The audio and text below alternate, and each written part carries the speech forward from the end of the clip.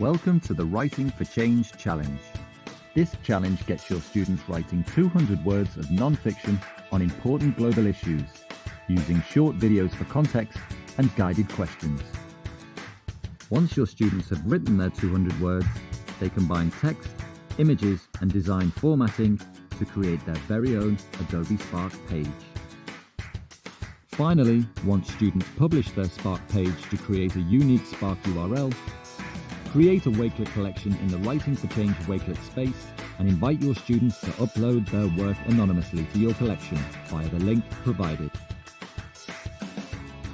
Now it's time for our live stream to see how the experts do it.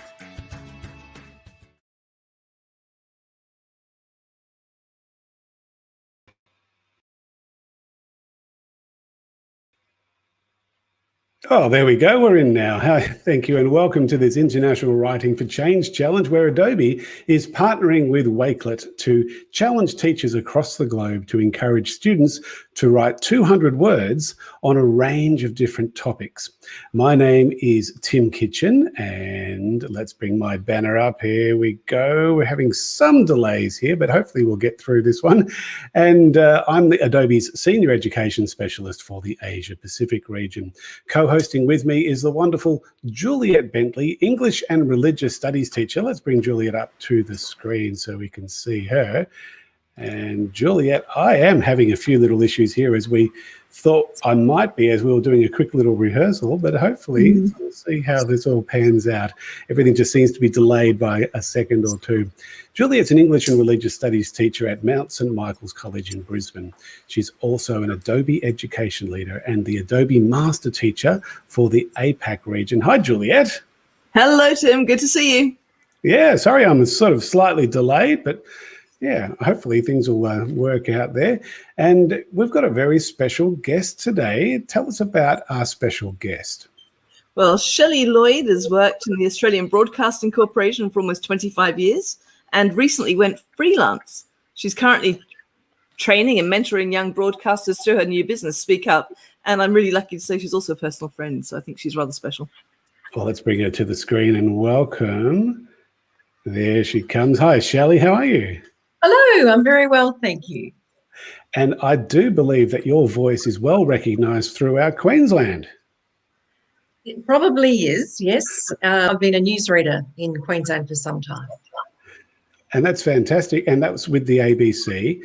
And what are you currently doing now, Shelley? Well, I left the ABC recently after about 24 years, and I'm currently running my own business, and I'm training young broadcasters in how to better present themselves on air. Well, we really appreciate the time that you've set aside to be with us, and we're really looking forward to reading and finding out your 200 words on your particular topic.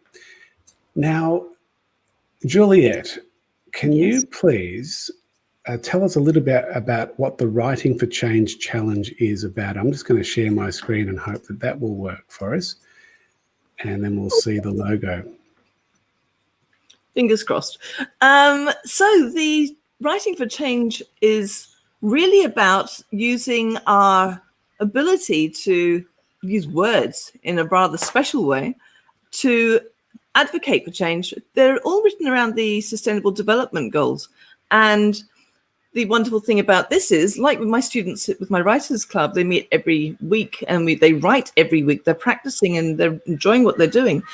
Most students don't have the opportunity. So Writing for Change is actually giving them an opportunity to write in small pieces, write with some direction. The questions that are part and parcel of the project actually direct the structure of the paragraph. And hopefully we'll be able to share and see how Shelley's done this today. And there's a banner that's appeared on the screen now, which gives you a link to the website that I've got on the screen as well, the Writing for Change.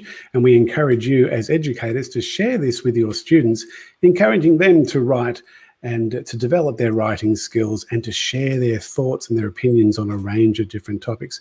Juliet, we've been talking about the different topics at every episode. We don't need to go ahead and do that. Let's get stuck straight into Shelley's topic. Tell us about Shelley's topic. Well, Shelley's looking at the pace of transport. So maybe maybe Tim, you might like to come up with the Start the Spark page, and we can start talking about Shelley's writing. She's talking basically about cars and the impact of change in the way we use our vehicles and transport ourselves. So maybe we could have a look at Shelley's first paragraph, because there are 4 questions. One was, how can you convince drivers to consider using public transport? The second was, should all city and town centres be car free, and why? And the third was, should every community have a pool of cars for people to share? What are the potential problems with this? My sister does this in England, actually. And if your town was car free, what would you do with the space that used to be used for cars? And the wonderful thing that Shelley brings, particularly this week, is a very different voice to the ones that we've listened to over the last 2 weeks. How are you going? Absolutely. And I've just got to let you know now that I am having some serious internet or computer problems. So this isn't going to run as smoothly as we hoped it would. What I'm going to do, though, is I'm going to just do this in the background, get you to read through the paragraphs, and eventually I'll catch up with you. Okay. So, Shelley, could I possibly get you to read your first paragraph for us? That would be wonderful. The first paragraph, the federal government will offer Australian commuters free public transport into major cities to curb congestion and save the environment.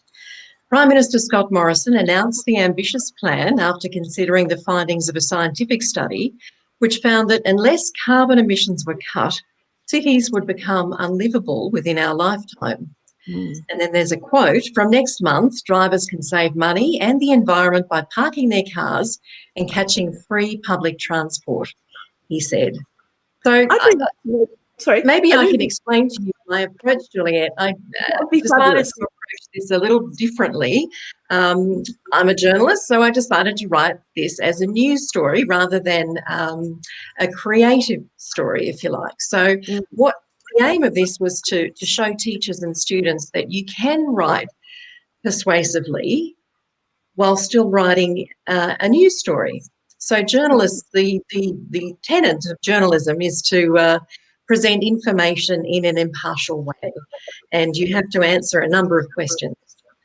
What, who, what, when, where, why, and how. So hopefully when we get through all of this, I'll have shown you that we've answered all of those questions. But I suppose what I'm bringing to this conversation is that this is information presented in a journalistic form, but still presenting both sides of the argument, if you like, and allowing the reader or the viewer or the listener to decide for themselves what their opinion is about this particular topic. I think the thing I also liked about it was that you had your experts in there too. You're drawing upon research. You're talking about the Prime Minister. So you'll have very strong concrete anchors. And I think with a persuasive piece, that's particularly effective. Yes, that was really, and also the very high modality, the idea of being very clean and clear and direct in the tone. I think that was really very clear.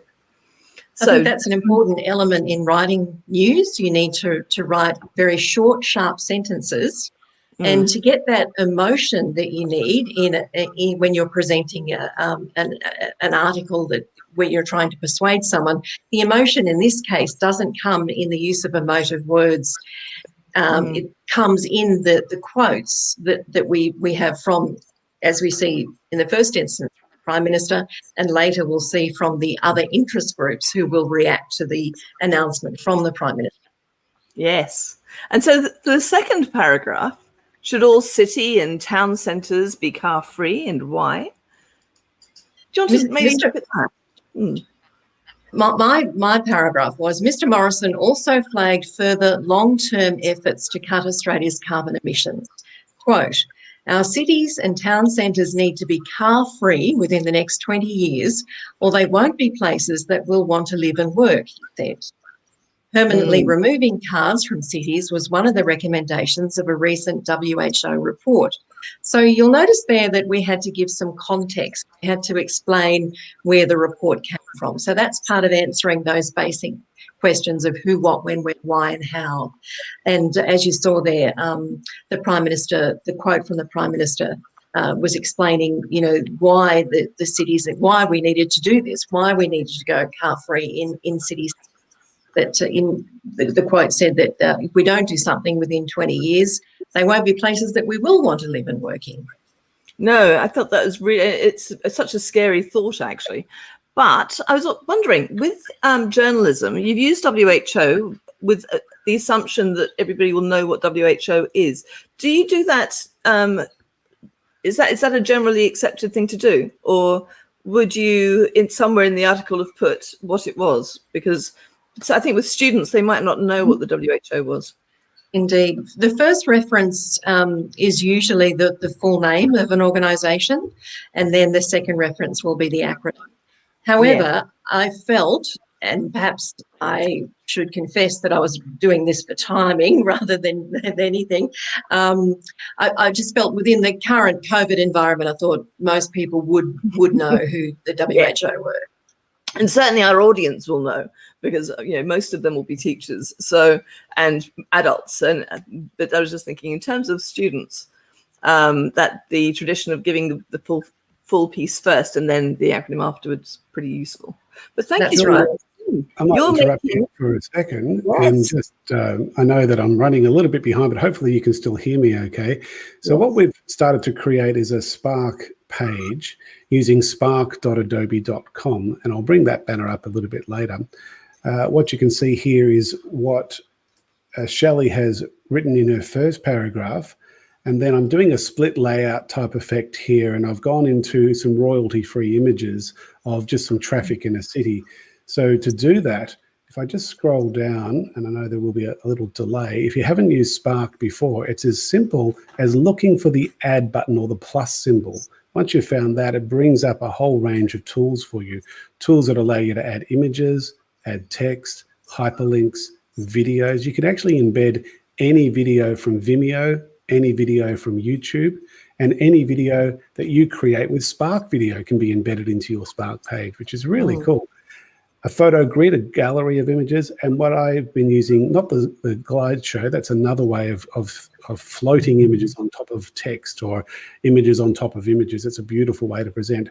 But I chose the split layout, and I'm about to do that now. So I'm clicking split layout now so you can see the next, I'm getting ready for the next paragraph. And now as I'm scrolling up and down, you can see how this is starting to take shape with a header at the start. There's the first question, and there is the first paragraph or the first answer to the questions. And I might just change that into one paragraph, I think, because it's formatted itself into 3 different paragraphs.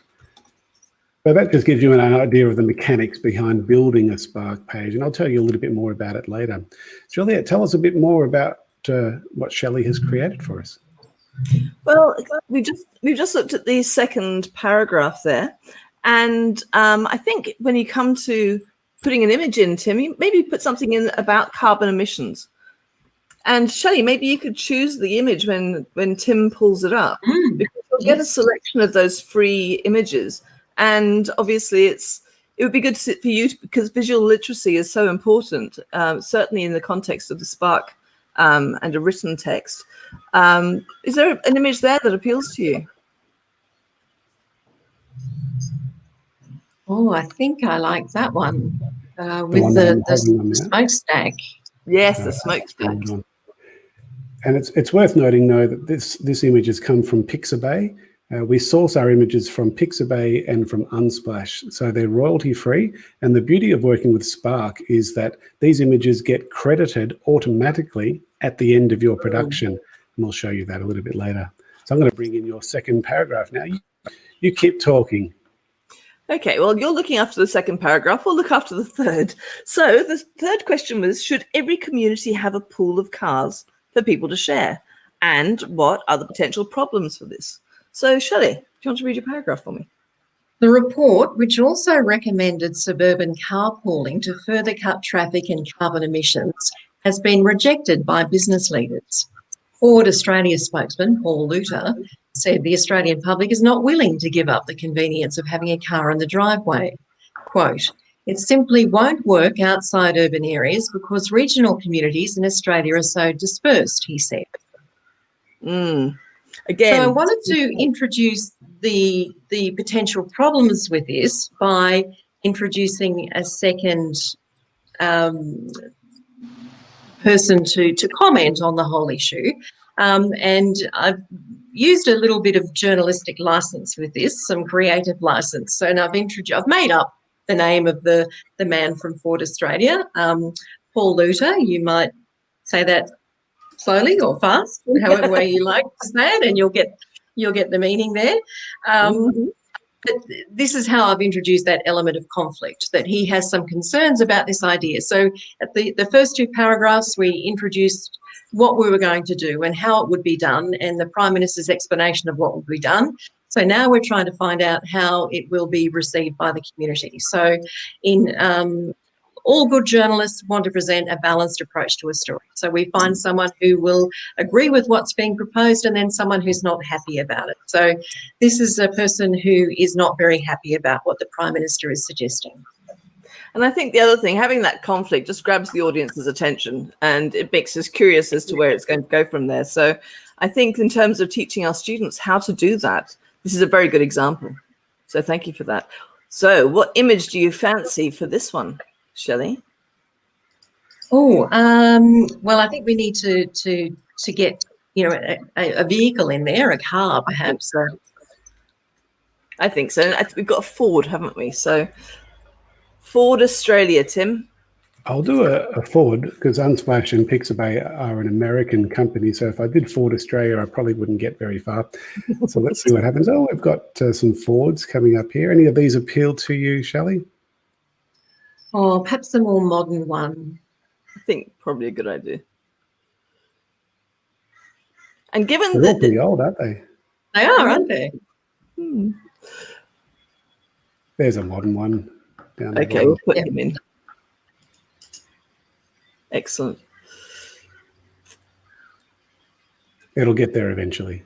And the thing is, it would be good for students to, again, they're making choices, and that's really important in terms of making decisions and owning their own work. So being able to choose the right picture to suit the writing is really important, a very important skill. That's a great looking car.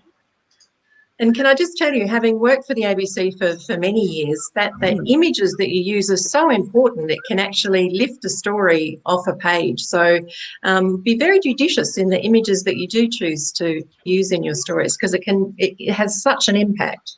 It shouldn't be an arbitrary decision. Shelley, that raises another interesting point too for students who are picking images for their pieces of work.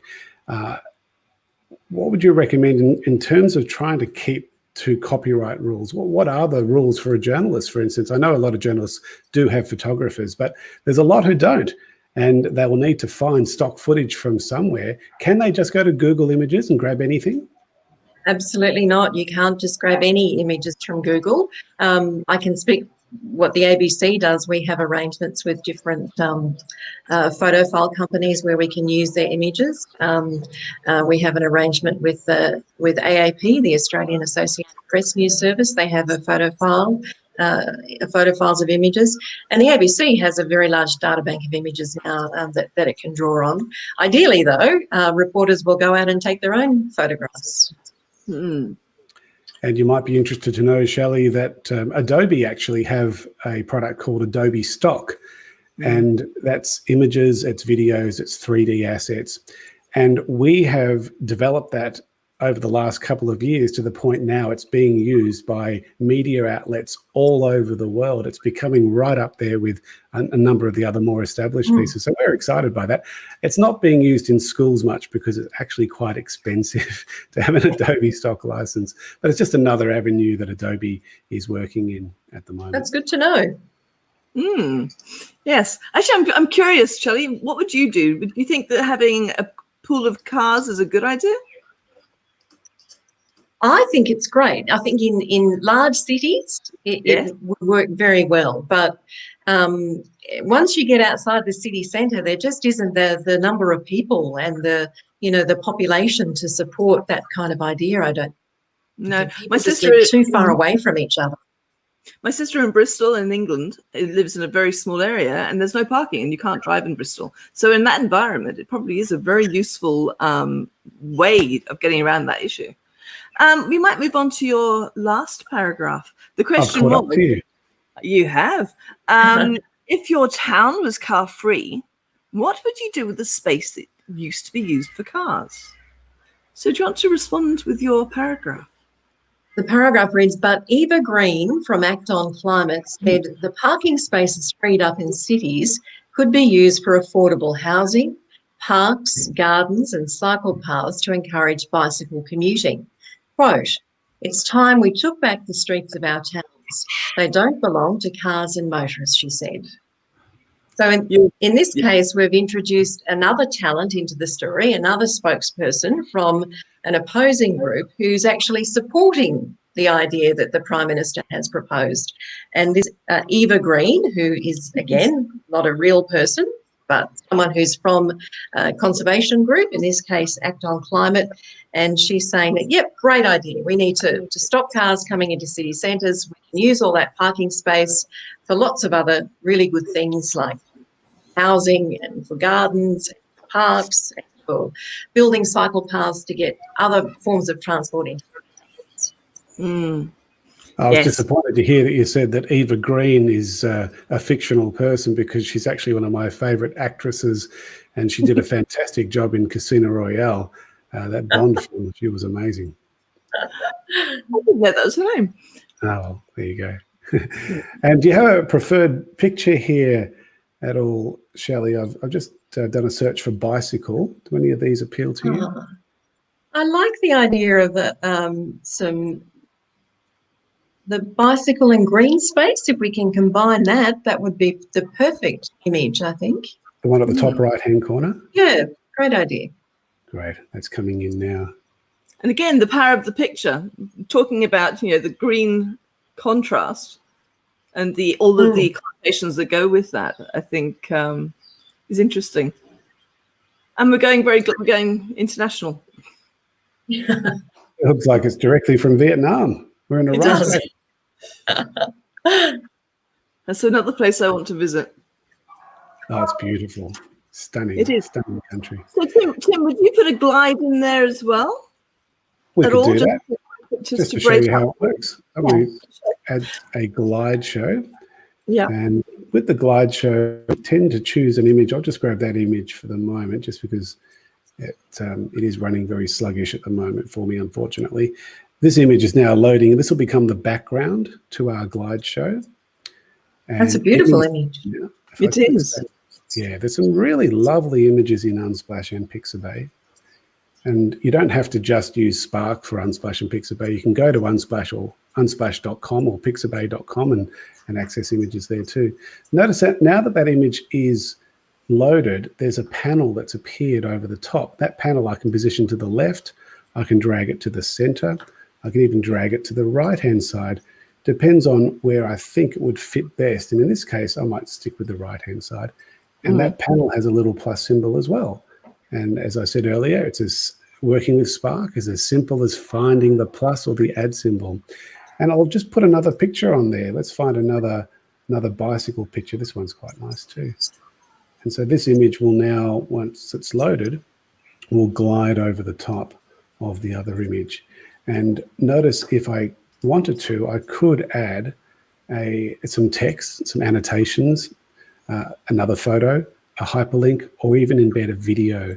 And this image. Tim, people I think will understand how to do the video, but you might want to show them the button, because the button is very simple. It's a very simple way to add a website, etc., that you may not be able to, you don't want to put the hyperlink into the text. So if you have a look. So you can see it's allowing you to bring in the link or the URL for the video in this case. So as long as it's from YouTube or from Vimeo or from Spark Video, if you've created your video within Spark, once you've got the link, then you can add it here, click save it, and it embeds itself. And Juliet, you mentioned the button.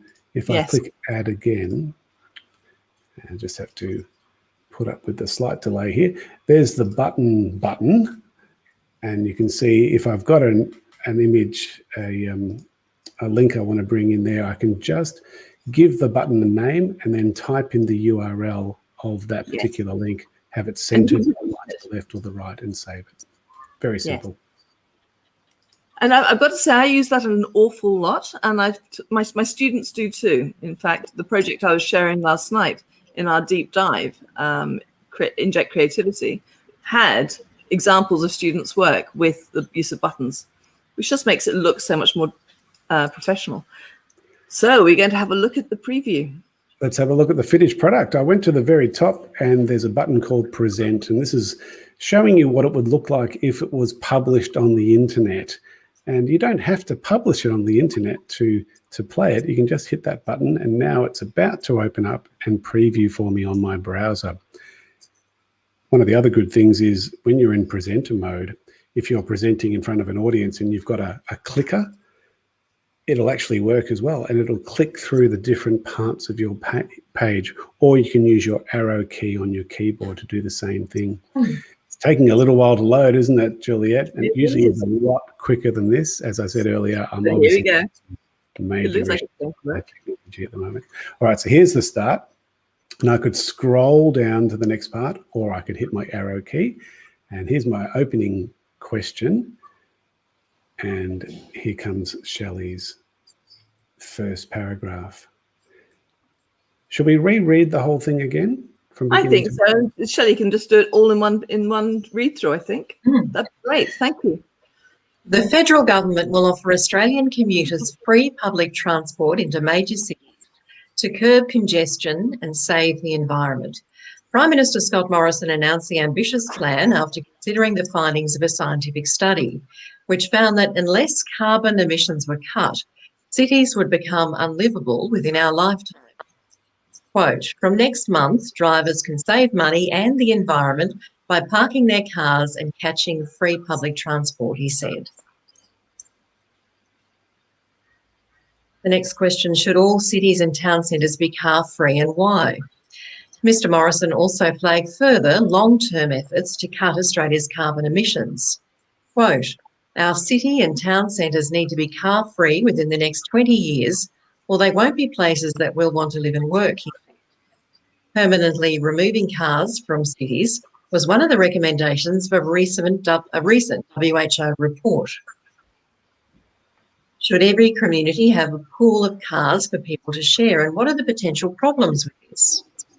The report, which also recommended suburban carpooling to further cut traffic and carbon emissions, has been rejected by business leaders. Ford Australia spokesman Paul Luter said the Australian public is not willing to give up the convenience of having a car in the driveway. Quote, it simply won't work outside urban areas because regional communities in Australia are so dispersed, he said. The next question, if your town was car-free, what would you do with the space that used to be used for cars? But Eva Green from Act on Climate said that parking spaces freed up in cities could be used for affordable housing, parks, gardens and cycle paths to encourage bicycle commuting. Quote, it's time we took back the streets of our towns. They don't belong to cars and motorists, she said.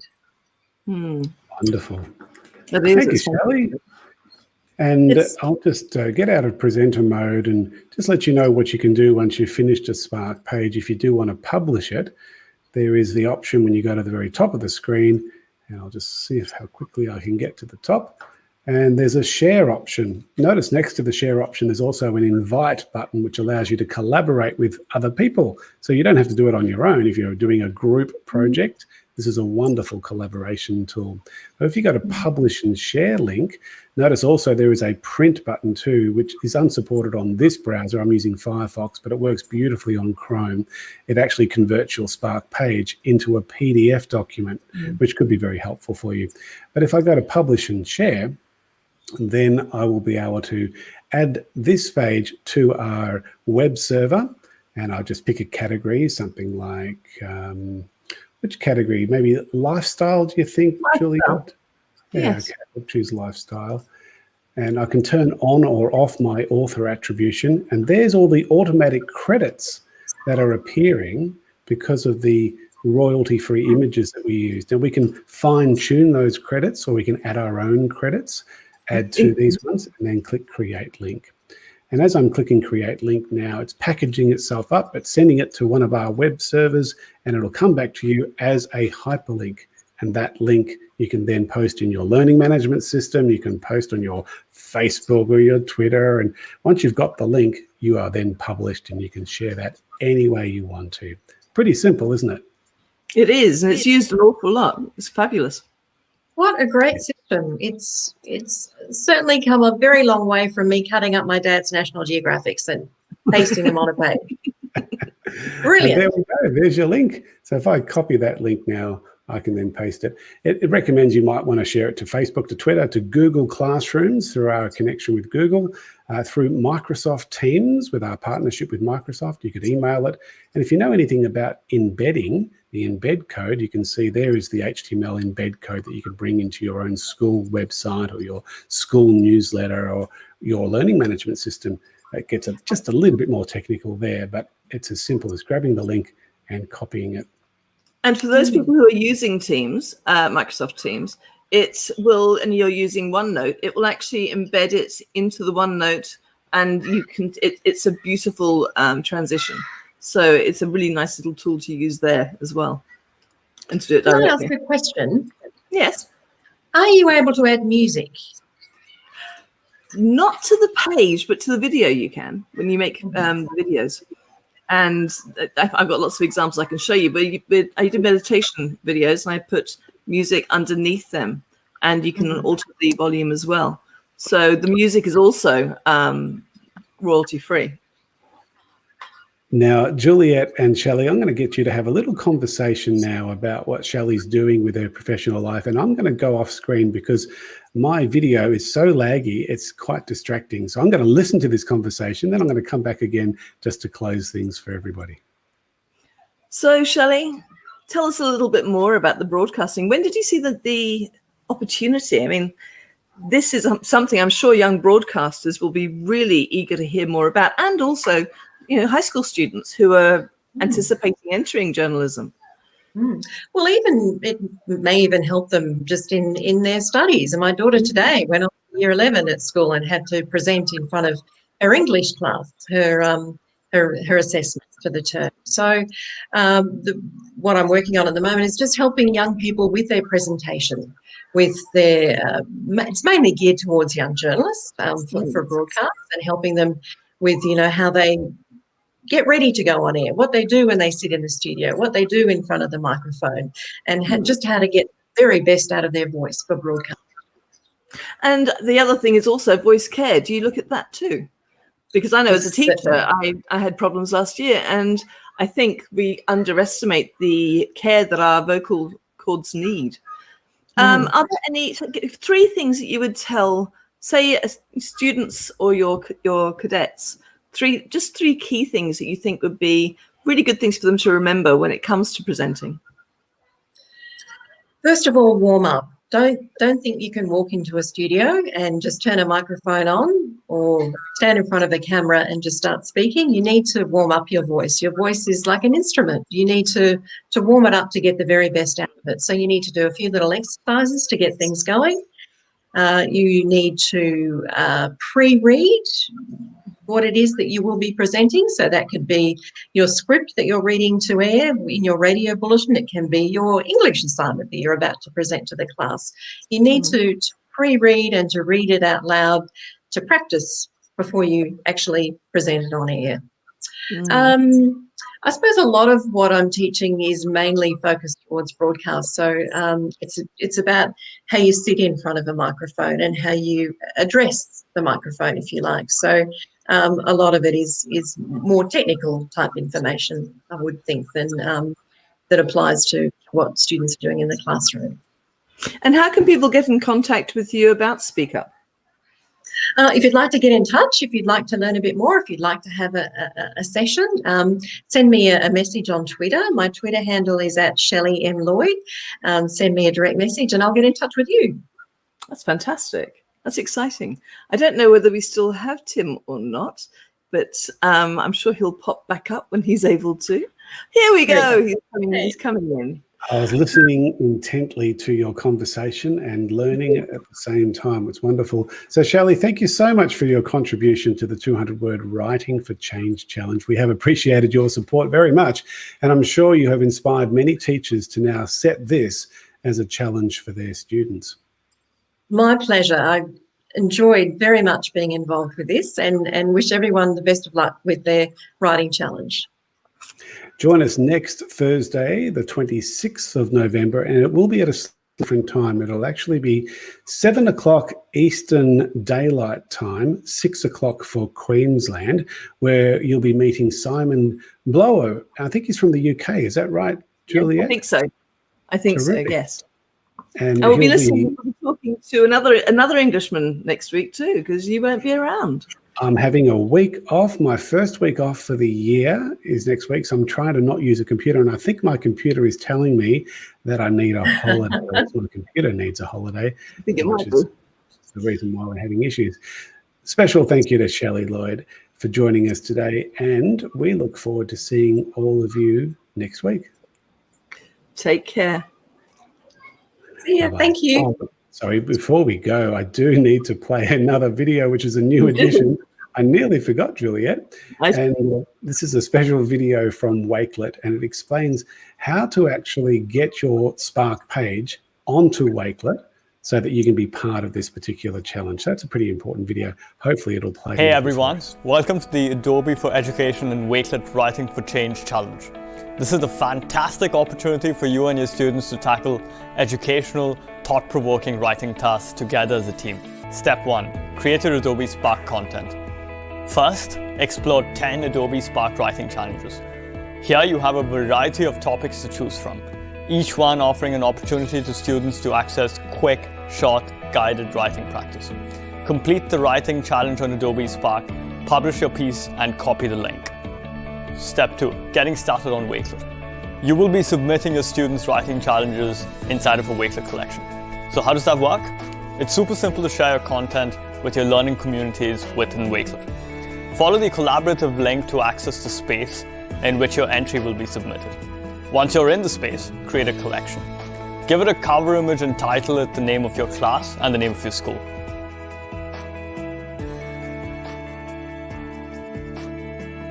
Step 3. Creating a collection. This collection is where you'll add your students' writing challenges. To do this, click the invite button within your collection and share the anonymous code or link with your students so they can start adding their amazing Spark writing challenges inside of the Wakelet collection. It's as easy as that.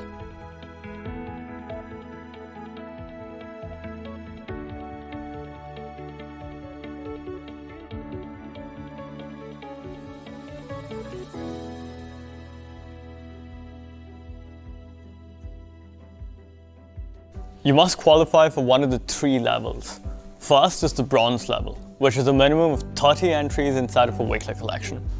Second is the silver level. This is a minimum of 250 entries. And lastly, the gold level. This is a minimum of 1,000 Spark entries inside of a Wakelet collection. Not only will you receive certification for you and your students, the first 20 entries to reach 1,000 submissions will become members of the Wakelet Writing Guild and receive exclusive online recognition. Put your writing caps on and get ready to get involved in this amazing Adobe for Education and Wakelet Writing for Change challenge. We can't wait to see all of your submissions. All the best.